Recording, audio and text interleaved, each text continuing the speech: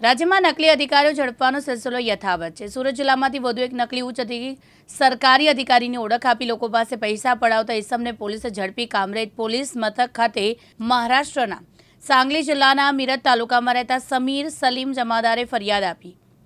સમીર જમાદારને તેના ભાઈબંધ થકી પ્રદીપ પટેલ સાથે ઓળખાણ થઈ। તે દરમિયાન પ્રદીપ પટેલે આઈપીએસ અધિકારી હોવાની ઓળખ આપી। થોડા દિવસ વીત્યા બાદ પ્રદીપે સમીર જમાદારને કામરેજના વલથાણ ગામ પાસે આવેલ તોરણ હોટલમાં 30% ભાગીદાર રહેવા કહ્યું। સારો નફો મળશે તેવી લાલચ આપી, જેને લઈને સમીરે ટુકડે ટુકડે 23 લાખ રૂપિયા આપી દીધા। થોડા દિવસો વીત્યા બાદ સમીર જમાદારે પ્રદીપને હોટલના એગ્રીમેન્ટ બાબતે કહેતા પ્રદીપ આજકાલ કર્યા કરતો, જેને લઈને સમીરે પૈસા પરત માંગ્યા, જેથી પ્રદીપે 12 લાખ રૂપિયા પરત આપ્યા। 11 લાખ પછી આપી દઈશ તેવું કીધું। જોકે ઘણા દિવસો વીત્યા છતાં પ્રદીપે નહીં આપતા આખરે છેતરપિંડીનો ભોગ બન્યા હોવાનું સમીરને માલુમ પડતા સમગ્ર ઘટનાની જાણ કામરેજ પોલીસને કરી હતી, જેના આધારે કામરેજ પોલીસે ગણતરીના કલાકોમાં આઈપીએસની ઓળખ આપી છેતરપિંડી કરનાર આરોપી પ્રદીપ પટેલને ઝડપી લીધો છે। તેઓએ મોબાઈલ ચેક કરતા તેમાંથી આઈપીએસ અધિકારીની વર્દી પહેરેલા ફોટાઓ મળી આવ્યા અને એક પોલીસ વર્દીનું પેન્ટ પણ મળ્યું હતું। સુરત ગ્રામ્યના કામરેજ પોલીસ સ્ટેશનમાં એક ફરિયાદ દાખલ થઈ છે, જેમાં ફરિયાદી સમીર જમાદાર જે સાંગલી મહારાષ્ટ્રનો વતની છે, એમણે પ્રદીપ બળદેવભાઈ પટેલ જે લક્ષ્મી બંગલોઝ કામરેજમાં રહે છે, એમની સામે એવી ફરિયાદ આપી કે પ્રદીપ પટેલે પોતે આઈપીએસ એટલે કે પોલીસ ઓફિસર હોવાની પોતાની ઓળખાણ આપેલી અને ગુજરાત ટુરિઝમમાં તોરણ નામની જે ટુરિઝમના જે હોટેલ્સ હોય છે એ પૈકી આ જે પ્રદીપ પટેલ છે એમની પાસે 99 વર્ષના ભાડા પટ્ટેથી આ હોટેલનો એને કોન્ટ્રાક્ટ મળેલો છે અને આ પૈકીના 30% હિસ્સો આ જે ફરિયાદી સમીર જમાદાર છે એને આપવા માટેથી વાતચીત થયેલી અને પોતે આઈપીએસ ઓફિસર છે, એમની પાસે અન્ય પણ ઘણી બધી આ પ્રકારની સરકારી પ્રોપર્ટી છે એવી લોભ લાલચ આપેલા।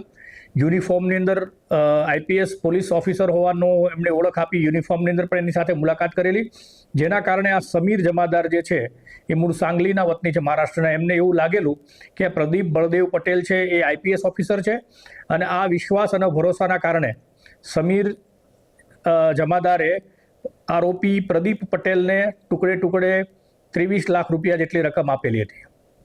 આ રકમ એમણે 2023થી લઈ અને 2024ના મે મહિના સુધીમાં આપેલી હતી। ત્યાર પછી સમીરને કોઈ 30%નો હિસ્સો નહીં મળતા એમણે આરોપી પ્રદીપ પટેલ પાસેથી પૈસાની ઉઘરાણી કરેલી, કાં તો મને પૈસા આપો અથવા મને હિસ્સો આપો, જેથી આ જે પ્રદીપ પટેલ છે એમણે અમુક રકમ પાછી આપેલી અને જે સમીર છે ફરિયાદી એમને 11 લાખ રૂપિયા હજી સુધી પણ આપતો ન હતો અને ગલ્લા તલ્લા કરતો હતો, પોતે પોલીસ ઓફિસર હોવાનો રોફ બતાવી અને એને ડરાવતો હતો, જેના કારણે આ જે સમીર જમાદાર છે એમણે કામરેજ પોલીસ સ્ટેશનમાં ફરિયાદ આપેલી।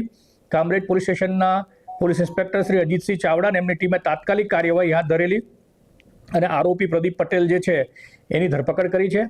પ્રદીપ પટેલ છે એના મોબાઈલ ફોનની અંદર યુનિફોર્મ પોલીસના યુનિફોર્મની અંદર આઈપીએસના બેઝ લગાવી આઈપીએસ જેવો જ વેશ ધારણ કરી અને લોકોને છેતરતા હોવાના અનેક ફોટોગ્રાફ્સ વગેરે મળ્યું છે। એ બાબતના કન્વર્સેશન્સ પણ મળ્યા છે। આરોપીના કબજામાંથી એક ખાખી પેન્ટ મળ્યું છે। આ જે પ્રદીપ બળદેવ પટેલ છે લગભગ 2017થી લઈ અને 2024 સુધી પોતે પોલીસ ઓફિસર હોવાનું અલગ અલગ લોકોને જણાવી અને છેતરપિંડી અને વિશ્વાસઘાત કરતો હોવાની હકીકત અત્યારે પ્રાથમિક તબક્કે જણાય છે। આરોપીને આજરોજ નામદાર કોર્ટમાં રજૂ કરીને 20 તારીખ સુધી એટલે દિન 5ના રિમાન્ડ મેળવવામાં આવ્યા છે। આરોપીની પૂછપરછ દરમિયાન એક અન્ય ફરિયાદી કૌશિક દુર્લભભાઈ ગજેરા નામના વ્યક્તિ પણ મળ્યા છે, જેમની પાસેથી પણ એણે તોરલ હોટલ જે સાપુતારા ખાતે આવેલી છે એમાં હિસ્સો અપાવવાના બહાને એની પાસેથી પણ 20,50,000 રૂપિયા જેવી રકમ પડાવી લીધા હોવાની પણ અત્યારે જ એક ગુનો દાખલ થયેલો છે। આ જે પ્રદીપ બળદેવભાઈ પટેલ જે છે એનાથી અન્ય લોકો પણ ભોગ બન્યા હોવાની માહિતી અત્યાર સુધીમાં જણાઈ રહી છે। પોલીસ દ્વારા ફરિયાદી પક્ષ છે એમના સંપર્ક કરવામાં આવી રહ્યો છે। અમુક ફરિયાદીઓએ પોલીસ સ્ટેશનનો પણ સંપર્ક કર્યો છે। તો આ બાબતે કામરેજ પોલીસ સ્ટેશન દ્વારા ઘનિષ્ઠતાથી તપાસ કરવામાં આવી રહી છે।